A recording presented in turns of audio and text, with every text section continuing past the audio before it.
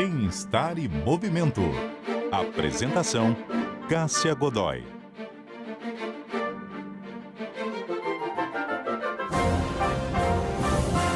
Bem-estar em movimento, hoje no ar acompanhando quem viaja muito e mesmo assim mantém a regularidade da atividade física. E nós estamos falando de pessoas que trabalham remotamente e viajam por diferentes países, mas também de quem viaja tendo um esporte como foco. Nós temos dois convidados, cada um vivendo uma destas realidades. Quem está aqui conosco é o Beto Ambrosio, que é fotógrafo e escritor. Tudo bem, Beto? Tudo Seja bem, bem-vindo. muito obrigado pelo convite, E muito bom estar aqui. E quem está aqui conosco também é a Gabriela Rosselli, que é redatora e viaja por muitos lugares bacanas do mundo. Tudo bem, Gabriela? Tudo bem, obrigada, Cássia. Prazer estar aqui.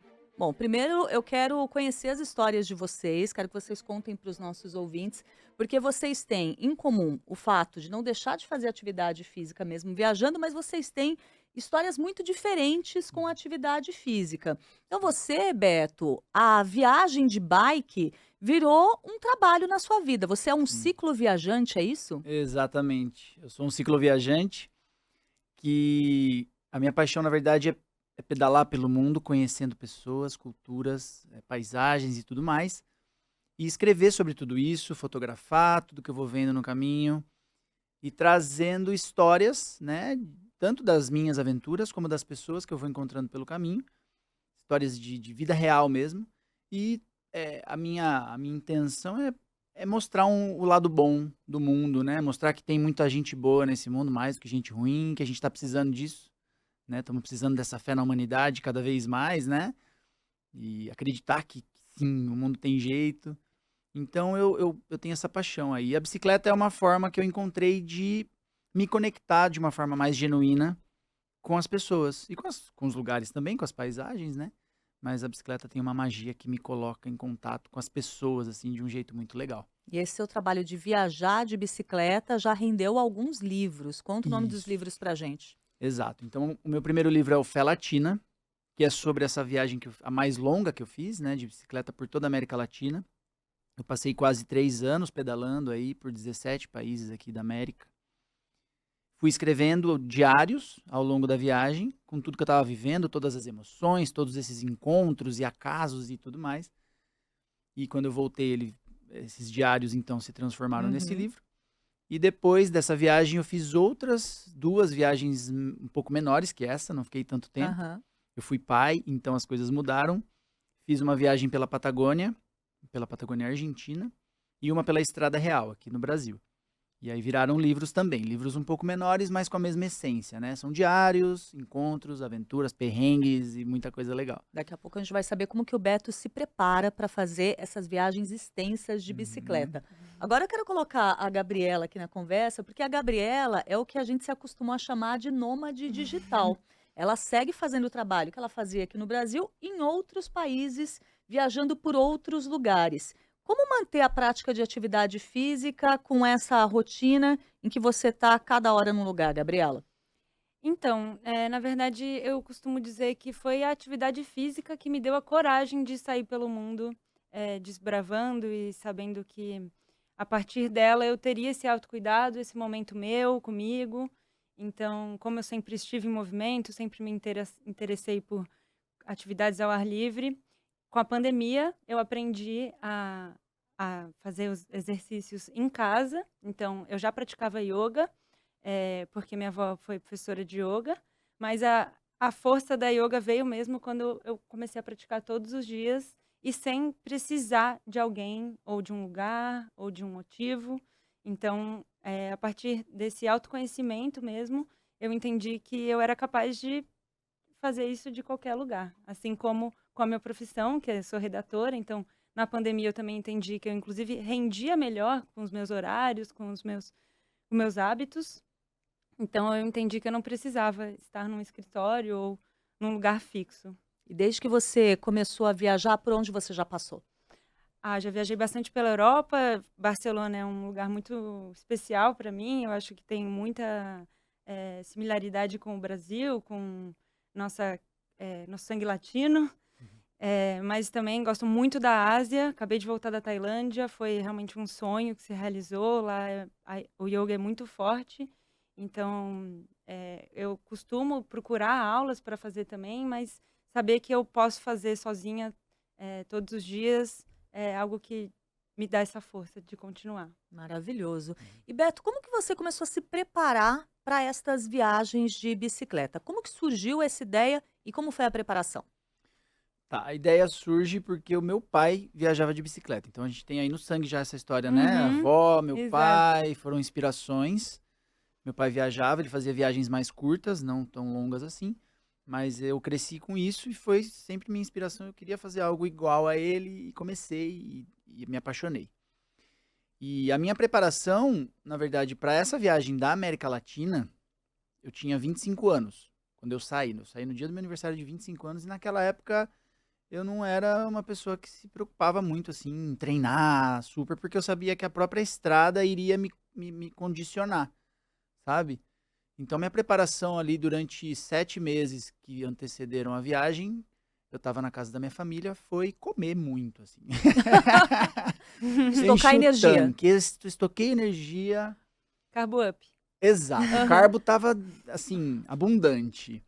E aí, lógico, nos primeiros meses eu já emagreci um monte de tanto que eu pedalava, né? 100, 120 quilômetros por dia.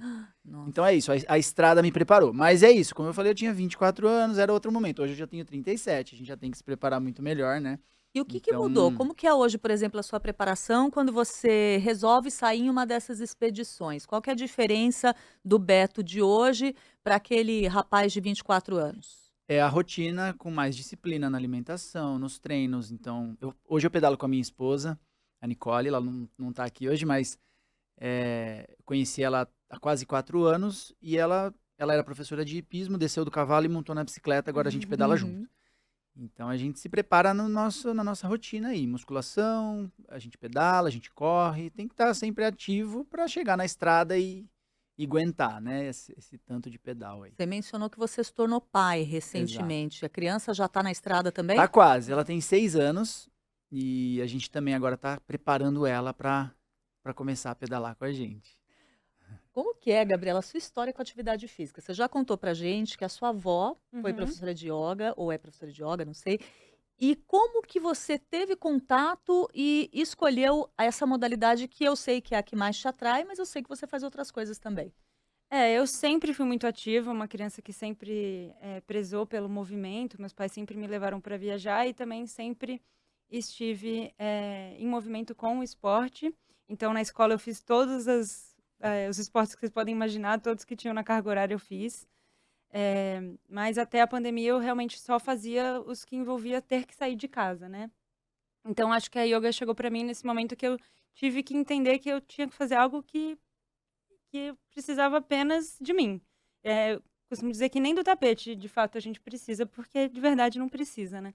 Então, a relação com a atividade sempre esteve, mas foi, de fato, a pandemia que criou esse hábito para fazer todos os dias e entender o quanto que isso muda o meu dia, isso muda a minha vida no geral, né. Agora, para você chegar até esse caminho da autossuficiência, eu imagino que teve um trajeto aí, né? Como que foi percorrer?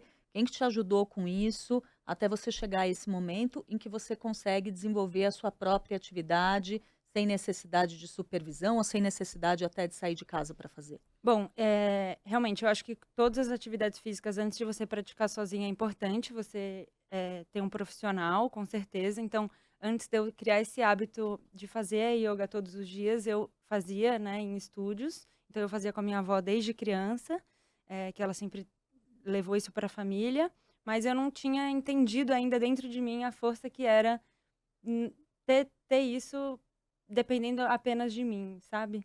Então, eu digo que principalmente foi a minha avó que me deu esse empurrão, mas foi também eu mesma que acreditei em mim de que, de fato, a gente não precisa, né, depender de ninguém. Então eu digo que também tem essa junção de disciplina, né, conseguir, eh não precisar, mas ao mesmo tempo a liberdade de você poder fazer o que você quiser. Então, eu viajo e todos os dias eu faço minha yoga, mas se surge outra modalidade no meio, eu também topo com certeza, natação, bike. Em Barcelona eu estava contando para o Beto que também só me locomovia por bike, então acho que é legal essa questão de se manter em movimento. Sem dúvida. E de ter esse contato, né, com as Sim. outras pessoas também.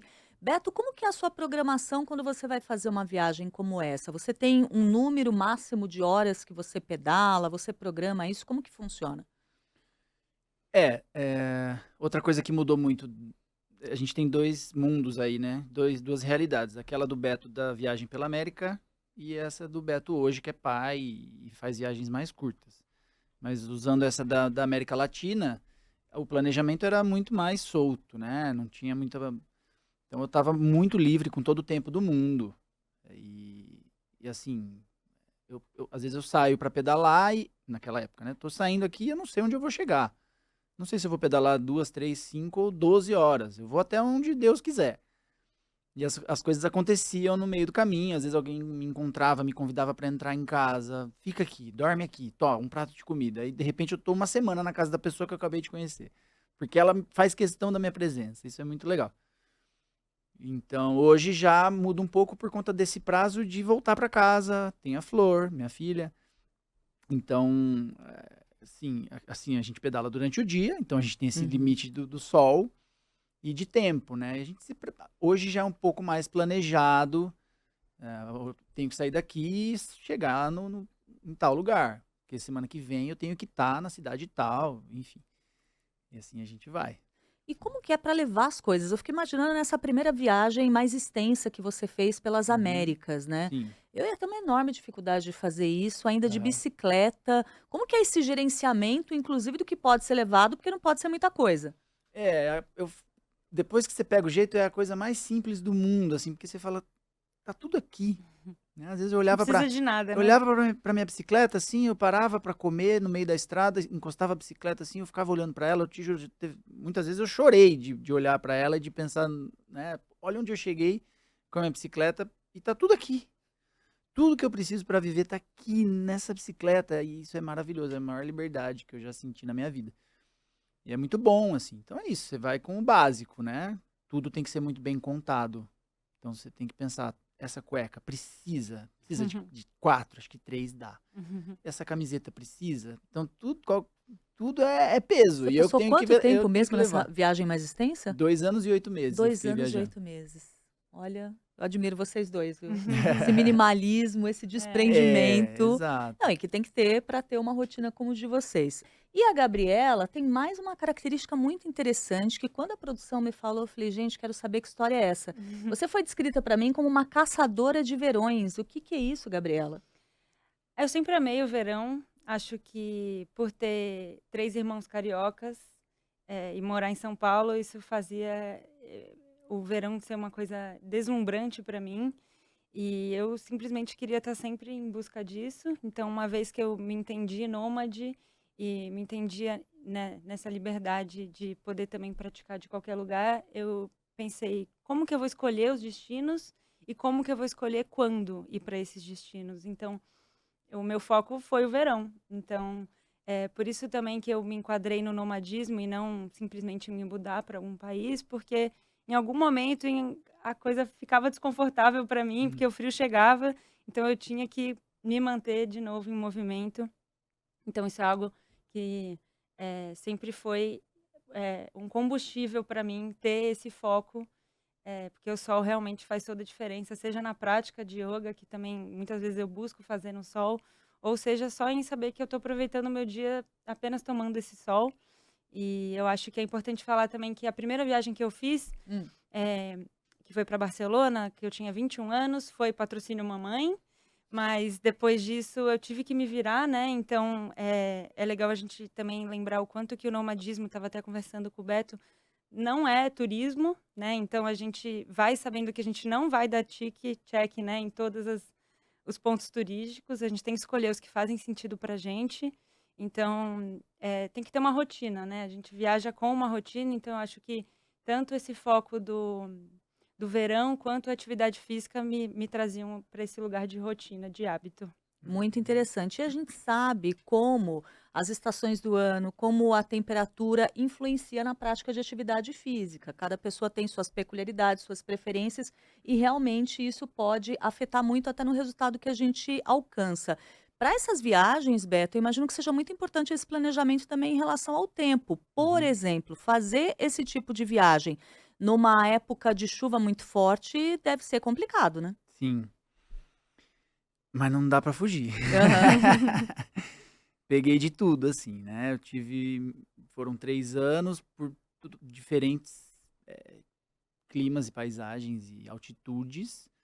Então eu passei pela Amazônia, tomei muita chuva, né? América Central, tomei muita chuva, mas também peguei deserto do Atacama, que é o deserto mais seco do mundo. Subi a cordilheira infinitas vezes e dormi na minha barraca e acordei debaixo da neve, sabe? Então teve de tudo e sim, a gente tem que estar preparado com equipamento para tudo isso, né? Uhum. Principalmente pro frio da Sim. cordilheira. O calor, meu, é simples. No verão a gente Uhum. vou pedalar de chinelo e duas E bermudas, aí, sabe o que assim? que é esse equipamento para o inverno que você O precisa levar? equipamento pro inverno é tanto a barraca, tem que ser uma barraca que aguenta esse frio, então eu acampei na neve e dormi bem, sabe? Então tem que ser uma barraca legal, um saco de dormir muito bom para temperatura negativa. Onde E você a, coloca tudo isso na bicicleta? Pois é uma loucura, é uma loucura. São os alforjes, né? Que são essas malas que ficam na garupa da bicicleta, tanto atrás Aham. como na frente. Então vai mala na garupa atrás, na frente, no guidão, no quadro, onde Gente, então além de der a tudo é gente uma vai bike colocando. pesada. A bike chegou a pesar uns 55 quilos com tudo, né? Então era a minha casa mesmo.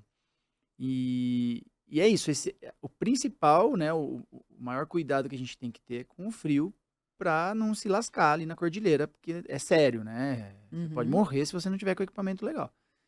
Então, a gente tem que ter esse planejamento e saber colocar isso na bicicleta de forma que ela fique equilibrada, que ela fique legal pra gente conseguir pedalar tranquilamente, né? Roberto, o que que você faz de atividade física complementar para você estar bem e conseguir pedalar longas distâncias? Eh, Esse treino, como eu disse, da rotina, né, a gente corre, nada, pedala e faz musculação. Uhum. E essa coisa da longa distância, a gente precisa sair para pedalar longa distância, tem que meter a cara e para o corpo criar essa resistência mesmo, né. Então, na rotina mesmo fica mais difícil, porque eu vou precisar do dia inteiro para pedalar. Então, às vezes de fim de semana, ou às vezes a gente vai para a Serra da Mantiqueira aqui fazer uns pedais um pouco mais longos. Então a gente tem que Uhum. ter essa frequência aí para o corpo ir cada vez mais se preparando para isso, né. E Gabriela, o que que você faz além do yoga, que eu sei que você é apaixonada, mas eu sei É. que você também tem uma regularidade com outras práticas? Eu costumo viajar além, né, do mat, do tapetinho de yoga que inclusive levo para todos os lugares. Muita gente nem sabe que pode levar para os lugares, mas as pessoas nem reparam quando você está entrando no avião, vai como se fosse uma bolsa. Então, além do mat, eu também carrego uns elásticos para fazer meio que um treino de força, né? E quando eu tô num lugar que eu sei que eu vou ficar mais tempo, eu acabo investindo num pezinho para substituir, de fato, a musculação para também me sentir mais forte, né? Não que o yoga não me dê essa força, porque segurar o peso do próprio corpo também é muito difícil, mas com certeza acho que é importante diversificar também, né? E tá aberta, acho, quando surge um convite qualquer, seja de fazer stand-up no mar, seja de também escalar, fazer bike, moto, eu topo tudo. E quais foram os lugares mais bonitos em que você praticou algum tipo de exercício nessas suas viagens? Ah, eu vou ter que dizer que foi a Tailândia mesmo. 2 ilhas, em particular, que foi Koh Phangan, eh, e que é focada bastante no yoga, então lá eu acabei até fazendo uma aula com uma local, porque eu fiz questão, acho que é muito importante também. E Koh Tao é um lugar muito conhecido, que é outra ilha também, que é tamanho de um bairro em São Paulo, é bem pequenininha, e lá é muito conhecido por mergulho. Então, a galera vai de fato para mergulhar, que é algo que nunca esteve assim na minha vida, mas por ter essa cabeça aberta, essa vontade de experimentar, eu todos os dias mergulhei. Então, a gente nem associa como uma atividade física, mas de fato é, porque cansa muito. Que Legal. bacana. E É. você, quais foram os lugares mais bonitos, ou alguns, né, porque eu imagino que sejam É, inúmeros, alguns dos lugares mais bonitos por onde você passou de bike? essa pergunta é difícil. Muita gente pergunta isso pra mim, qual foi o lugar mais lindo, o que você mais gostou? E não dá pra responder assim, sabe? De bate pronto, porque foram muitas coisas.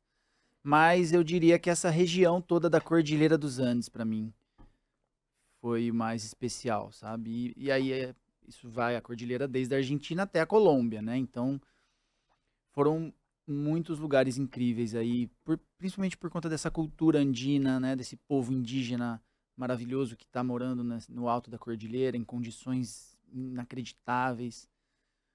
Então acho que essa energia da cordilheira, esse povo que mora nela e as belezas, a imponência dessas montanhas, para mim é surreal.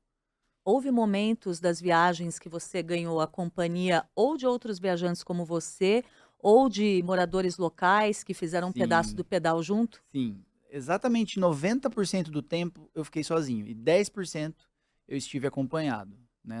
Na somatória aí, durante 3 meses desses 32 que eu fiquei, eu estive acompanhado de pessoas ou que foram me encontrar, amigos que foram me visitar, ou minha família me visitou, meus amigos, alguns amigos pedalaram comigo, outros só foram me encontrar, a gente turistou assim pelos lugares, e de pessoas que eu conheci na viagem, um europeu, por exemplo, um austríaco que pedalou comigo no Peru, foi um momento maravilhoso, a gente teve 1 mês juntos e foi maravilhoso.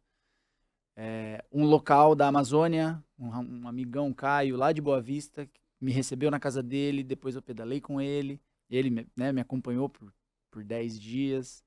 Então foram acontecendo, sim, encontros e eu tive essa companhia, o que era maravilhoso também para aliviar um pouco da solidão ali, né? Apesar de que meu foco era estar sozinho mesmo, eu queria estar sozinho, eu estava feliz demais com a minha solitude ali, mas às vezes é bom ter uma companhia, né? E é bom que ele fala dos encontros, né? A gente pensa nos encontros ritmo São Paulo. Fala, encontrei alguém, tomei um café. Não, aí eu encontrei o Caio, a gente pedalou 10 dias. Sim, É outro tipo de encontro, é outra outro conversa. tempo, né? Exato, outro Sim, tempo. sim. E para você, como que é o contato com essas pessoas em outros países? Eu adorei a sua história com uma instrutora de yoga na Tailândia. Uhum. Você teve outros encontros como esses? Sim, com certeza. Em Barcelona eu fiz grandes amigos, sejam gringos ou brasileiros, que lá também tem uma comunidade brasileira muito forte, mas que fica, né? Não tem jeito. Mas eu também já viajei muito sozinha e sozinha mesmo, sem querer muito trocar ideia ou querer ficar mesmo na minha solitude, como o Beto falou. Uhum. Já também viajei com o intuito de fazer retiros, justamente nessa intenção. Mas também já viajei com amigos, já viajei com ex-namorado, com namorada, com tudo, todos os tipos que você pode imaginar. Acho que a gente tem que estar pronto para dizer sim, né? Para topar as oportunidades da vida, por mais que a gente tenha que também saber o nosso não, né? Os nossos limites. São os sims que geram histórias. Então, eu Sim. quero terminar com vocês dois partindo desse ponto. Quem está nos ouvindo quer começar a dizer sim para uma vida mais parecida com a vida que vocês estão levando, mas tem alguns receios, está meio inseguro. Como fazer? Por onde começar? Começando por você, Gabriela. Bom, quando eu comecei, né, como eu disse, que o primeiro ano que eu fui patrocinada, mas depois, até chegar no lugar que eu tô hoje, de conseguir, né, me bancar, ser freela, você tem que estar disposto a tudo. Então, você tem que estar com a cabeça aberta. Eu fiquei 1 ano trabalhando como garçonete, trabalhando em loja, então acho que isso foi muito importante para eu entender que o foco estava em ir, em simplesmente não esperar o momento certo, a oportunidade certa ou a hora certa, porque talvez ela nunca venha, né? Então, acho que é de fato se abrir pro desconhecido, assim. Sim. E você, Beto, o que você diria? É nessa linha de raciocínio mesmo. A gente tem que ter coragem, Uhum. né, para seguir o coração, mas entendo o quanto é difícil. A gente vive num sistema que a gente precisa de grana, a gente precisa se Uhum. preocupar, sim, a gente tem responsabilidades, e aí dá medo da gente largar tudo, e aí o que vai ser? Então é preciso sim um planejamento, né, principalmente financeiro, e coragem. E assim, um pouco de desapego mesmo, de saber que a gente vai sair dessa zona de conforto, né, dessa estabilidade toda, mas eu acredito que essas experiências vão trazer muito sucesso depois, para todas as áreas da nossa vida, né? Sucesso espiritual, mental e até profissional, né? Então, só traz coisa boa.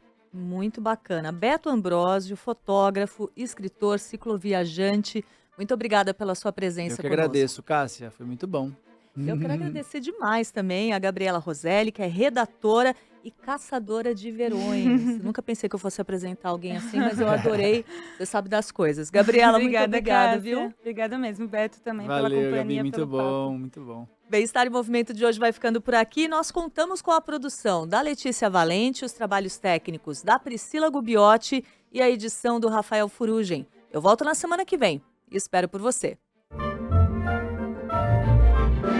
Bem-Estar e Movimento. Apresentação: Cássia Godoy.